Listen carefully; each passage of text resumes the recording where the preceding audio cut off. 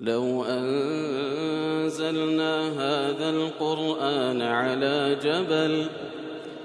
لو أنزلنا هذا القرآن على جبل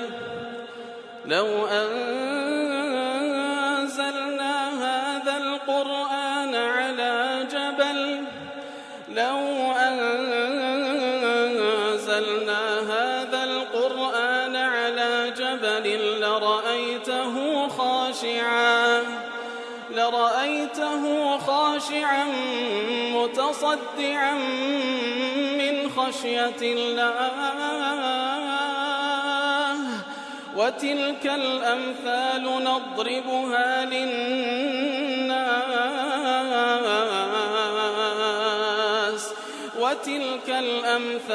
نضربها للناس لعلهم يتفكرون. الحمد لله والصلاة والسلام على رسول الله وعلى آله وصحبه ومن والاه. السلام عليكم ورحمة الله. برزان خوشحال لوانەی 525 لەوانەکانی تەفسیری قورئان پیرۆزبێمەوە خزمەتتان بەم بەستی ڕەزامەندی رب العالمین و هیوادارم ئێوە ئازیز سوودی لێوەربگرن. أعوذ بالله من الشيطان الرجيم. بسم الله الرحمن الرحيم. ترى كثيرا منهم يتولون الذين كفروا لبئس ما قدمت لهم أنفسهم أن سخط الله عليهم وفي العذاب هم خالدون. بەڵێ خۆشەویستان لە درێژە و ئاتانێک کە رب العالمین باز لە بەنی ئیسرائیل دەکاتن ئەوانەی کەوا لەعنەتیان لێکرابوو لەسەر زمانی داوود و عیسا عەلەیهیمە الصەلاة وەسسەلام بەسەبەبی عیسیانیان و سەرپێچی و تەعەداکردنیان بەسەبەبی ئەوەی وەکو جە لە دوای باسی لەوە کرد کە ڕێگریان لە خراپەکاری نەدەکرد واتە ئەمر بالمەعروف و نەهی عن المنکەریان نەدەکرد و هەروها لێرەش یەک لە قەباحەتە هەرە گەورەکانیان دەفەرمی دەبینی تەڕا کەثیرا منهم دەبینی زۆرێک لەوانە يتولون الذين كفروا يا رسول الله صلى الله عليه وسلم و هەروها لە دوای پێغەمبەری صلی الله عليه وسلم ئەوانەی کەوا ئیماندارن و پەیامی رب العالمینیان هەڵگرتیە و لە زەمەن و لە جێگایەک دەژیان کەوا معاسرن لەگەڵ جوولە کەودیان دەفەرمی دەبینی كثيرا منهم يتولون الذين كفروا زۆرێک لەوان وەلاو دۆستایەتی لە بۆ کەسانێکی کافر و مشریکە لەبەرچی لە دژی پێغەمبەر صلی الله عليه وسلم لە دژی ئیسلام و مسلمانان کەواتە ئەوان کە ئەهلی کتابن لە دژی دژایەتیکردنیان لە بۆ حەق هەستاینە وەلا و دۆستایەتیان لە بۆ کەسانێکی کافر و مشریک هەیە کە کافر و مشریک گەڵ دینی ئەوانی شتێک ناکاتەوە بەڵام دوژمنایەتیان لە بۆ حەق و لە بۆ ئیسلام و لە بۆ دینی ئیسلام لە بۆ ئەهلی ئیسلام وای کردێکەوە بچەند دۆستایەتی لەگەڵ کافر و مشریکان بکەن. ترى كثيرا منهم يتولون الذين كفروا لبئس ما قدمت لهم أنفسهم. دیارە دۆستایەتی وەکو چەند جاریش باسمان کرد ئەنواعی دەرەجاتی هەیە یاخود ئەنواعی مەظاهیری هەیە لە خۆشویستنیان باسکردنی ئەسراری مسلمان لەلایەن یارمەتیدانیان پاڵپشتیکردنیان ئیتر ڕازی بوون بە دینیان ڕازی بوون بە عەقیدەیان ئەوە هەمووی وەلاءە ئیتر هەیە دەگاتە دەرەجەی کوفر هاشە دەگاتە دەرەجەی مەعسیەی کەبیرە کەواتە يتولون الذين كفروا لێردا زیاتر ئەو ئەهلی کتابانی کە لێردا خوای گەورە باسییان دەکات دەگات دەرەجەی کوفر لەبەرەوەی وەلا و دۆستایەتیەکان بە شێوەیەک وە پاڵپشتی ئەوان دەکەن لە دژی مسلمانان سبحان الله وەکو تەمەشا دەکەی لە تاریخ هەروە بووە يتولون الذين كفروا تەمەشا دەکەی ئەو جوولەکانی کەوا پێغەمبەر صلی الله عليه وسلم عهد و پەیمانی لەگەڵیان بەستا بوو لە مەدینە لە کاتی تنگانە و بە تایبەتی لەو کاتێکەوە ئەحزاب لەسەر پێغەمبەر صلی الله عليه وسلم لەسەر مەدینە کۆبوونەوە لەو کاتە تەنگە تەمەشا دەکەی خیانەتیان دەکرد لەگەڵ پێغەمبەر صلی الله عليه وسلم و دۆستایەتی و عهد و پەیمانیان لەگەڵ مشریکەکان دەبەستا کەواتەوە بە لە مەداری تاریخ هەروە بووە بە تایبەتی جوولەکە و بە گشتیش ئەهلی کتاب بە فعلی وەلا و دۆستایەتیان لە بۆ کافرەکانە لە دژی ئیمانداران لبئس ما قدمت لهم أنفسهم خرابترین شت کە لە بۆ نەفسی خۆیان ڕەوانە کردیە لە بۆ مەعاد و ئاخرەتیان چییە؟ ئەن سەخیت الله عليهم کارێکی وایان کردیە بەو وەلا و دۆستایەتیان لە بۆ ئەهلی کوفر لە دژی ئەهلی ئیسلام کە بووی تەمایی ئەوەی کە ڕەب العالەمین لێیان تووڕە بووە غەزەبی لێگرتینە ئەن سەخیت الله عەلەیهم کەواتە خراپترین شت کە لە بۆ پێشە خۆیان لە بۆ نەفسیان لە بۆ نەفسی خۆیان لە پێشە خۆیان ڕەوانە کردیە واتە لە بۆ قیامەتیان ڕەوانە کردێ کە لەوێن دەرێ پاداشت و سزای لەسەر وەربگرنەوە خراپترین شتە کە ڕەوانیان کردێکەوە سزا دەدرێن لە مقابلدا بۆی کەوا خوا لێیان تووڕەیە وفي العذاب هم خالدون لەناو عذاب و سزاشدا بەیەک جارە چی دەمینێنەوە کەواتە ئەوان کافر بووینە کە ئیمانیەمە پێغمبەر نەهینایە صلی الله عليه وسلم بۆ کافرن بۆی کە وەلایان لە بۆ کافرانە لە دژی ئیمانداران کە بووی تەمای ئەوەی کە خوا لێیان تووڕێ و غەزەبی لێگرتینە و هەتاش لە جەهەنەم دەمینێنەوە خوا پەناماندا کەواتە ئاگادار بین یەک لەو شتانەی کەوا ڕەب العالەمین لە بەندە تووڕە دەبی و غەزەبی لێ دەگری و دووچاری سزای دەکاتە ئەوەی کەوە وەلای لە بۆ بێباوەڕان هەبی وەلا و دۆستایەتی لە بۆ بێباوەڕان هەبی پاشان لە ئاەت دواتر دەفەرمی وەلەو كانوا يؤمنون بالله والنبي وما أنزل إليه ما اتخذوهم أولياء ئەگەر ئەوان ئیمانیان بە ڕەب العالەمین هەبووە بە ڕوبوبیەتی بە ئولوهیەتی بە ئەسما و صیفاتی ئەگەر ئیمانیان بە ڕەب العالەمین بەڕاستەقینە هەبە وما أنزل إليه ما اتخذوهم أولياء ولو كانوا يؤمنون بالله والنبي أجر إيمانيا برب العالمين هنا با إيمانيا بيغمبر بهنا با إيمانيا بو كتابك لو بيغمبر دابا زي هنا با ما اتخذوهم أولياء أوان ولا لبو كافران ندبوا ولكن كثيرا منهم فاسقون بلام زور يقلوان فاسقا درتون سنوريان بزاندية كواتلير دا أولا ولا لبو كافران تيك ناكاتو لقل إيمان بالله ئەگەر کەسێک دۆستایەتی کافران بکە و پاڵپشتی کافران بکە و خۆشیانی بوێ و وەلاو دۆستایەتی لە بۆ ئەوان بی ئەوە لەگەڵ ئەو ئیمانی کە ئەو ئیدعای دەکات تێک ناکاتەوە ئیمانداری ڕاستەقینەوە کە لە ئاەتەکانی پێشتر فەرمووی وەلای لە بۆ ڕەب العالەمینە سبحانه وتعالى لە بۆ پێغەمبەرەکەی صلی الله عليه وسلم لە بۆ ئیماندارانە بەڵام ئەوانە کاتێکەوە وەلا و دۆستایەتیان لە بۆ کافران بۆ ئەو بەڵگەیە لەسەرەوەی کەوە ئیمانیان بە ڕەب العالەمین نییە ئەگەر ئیمانەکان ڕاست و دروستبان نەدەبا وەلایان لە بۆ خوای گەورە لێ دەفەرمێ وەلەو کانوا یؤمنون بالله ئەگەر ئیمانیان بە ڕەب العالەمین هەبا و بە پێغەمبەرەکەی صلی الله عليه وسلم و بەو کتێبەی کەوا لەبۆی داوزێ ئەوە ما اتخذوهم أولياء ئەوە کافرەکانیان نەدەکردە ئەولیا و دۆست خۆیان لێرەدا والنبي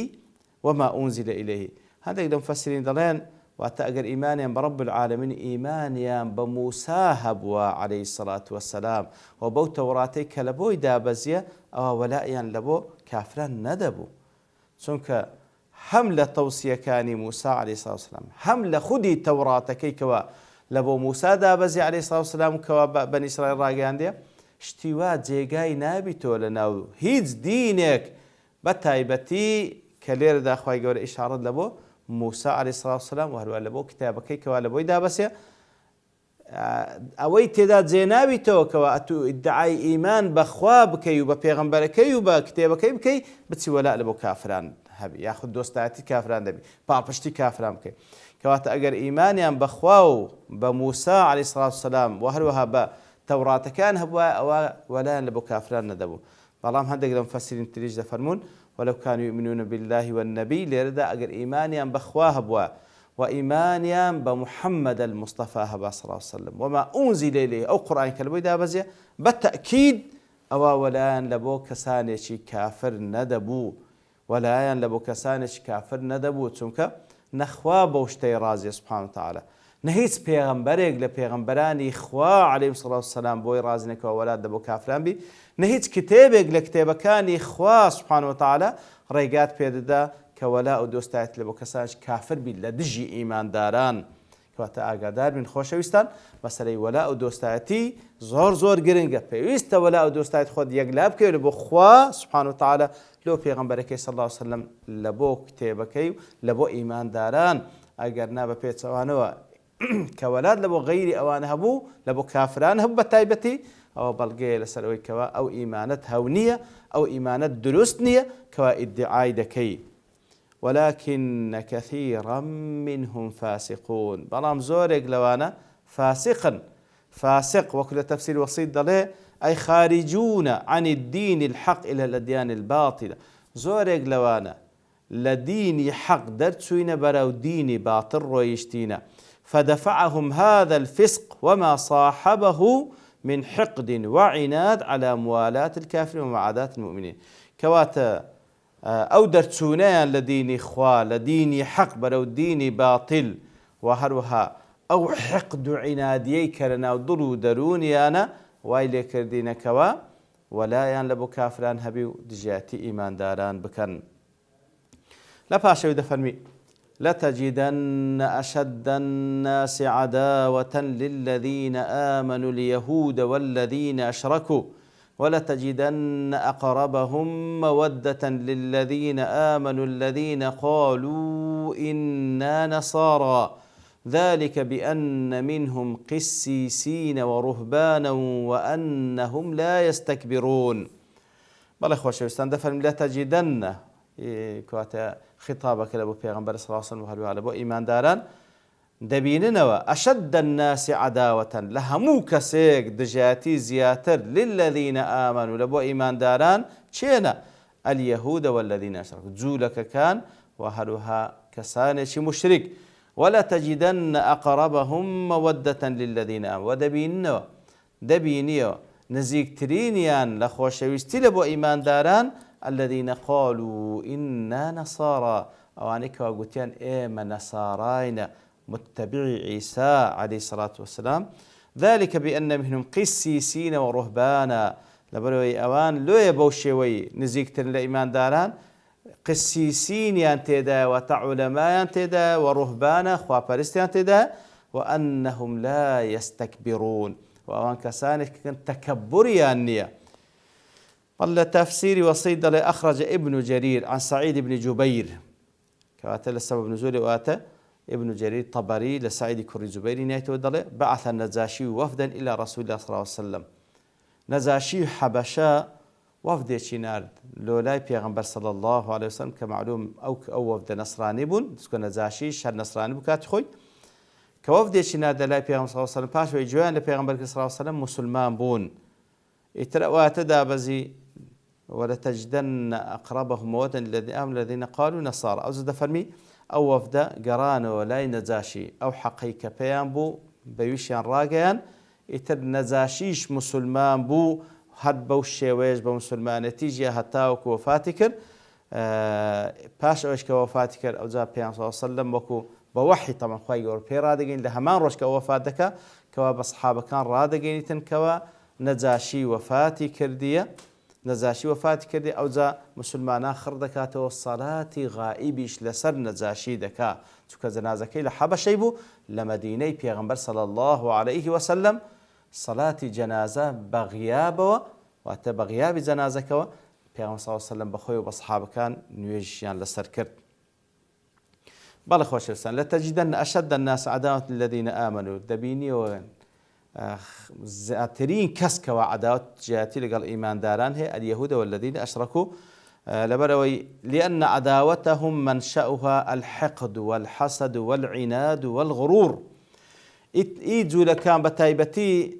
لتيوها القلاب أو دجاتيا حقديان هبو برام ببيان صلى الله عليه وسلم حسوديان هبو عناديان هبو برام ببيان صلى الله عليه وسلم وبتايبتي حسوديك ظالبو كواكود ببيغمبرك بلا بني إسرائيل نبي أجنا خوان باش ديان زاني أو رسول الله وبيش أو كوا بيغمبرش بيصلى الله عليه وسلم بخويان خبريان بمشركان دانغو بيغمبرك دي إما شويني دكوين وادكين بلام كهاد لبرو إلا ناو بني إسرائيل نبو أوان بيان غدر بو كوا بيغمبرك هبي لغير بني إسرائيل كواتا لو روانجي وزياتر إيمانيان بينا هنا لو حقد عداوة شان برامري هبو ومشرك كانيش وكخوا يقول للساندين زي قاد كاباسي عندك كوا دانغو أجعل الآلهة إلها واحدة هذا بأوهم خواي كوان بيشتر دان برز يك خواي برستراوي بحق بيتن وهروها ساندين من شايدي كشا ياخد ساندين أسباب دي كانه بلو عداوة كرني بيغمبر صلى الله عليه وسلم بۆی کەوا ئەوان بە تەسەووری خۆیان دەبوایە ئەو پێغەمبەرە صلی الله عليه وسلم لە فلانە تائیفە و فلانە قەبیلە و فلانە جێگا بیتن، نەک لە قوڕەیشەکان و لە مەککەی بی. ئیتر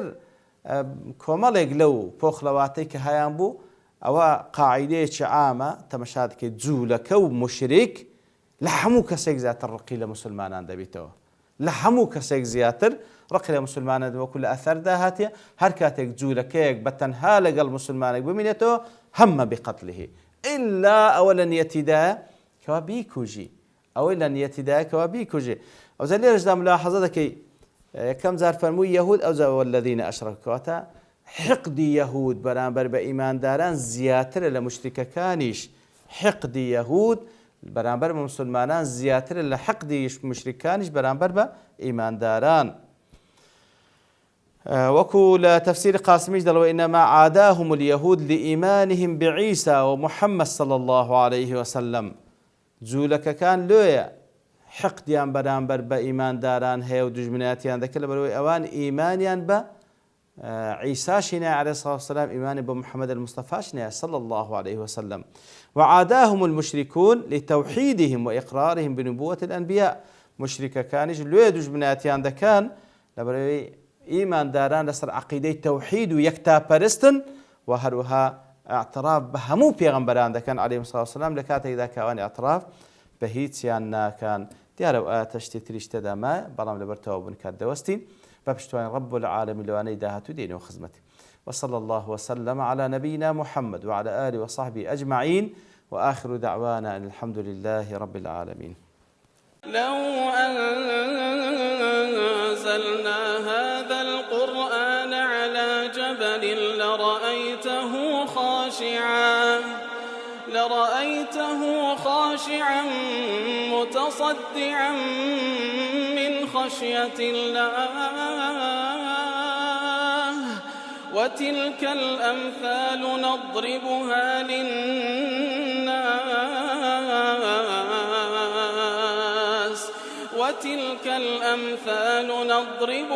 للناس لعلهم يتفكرون.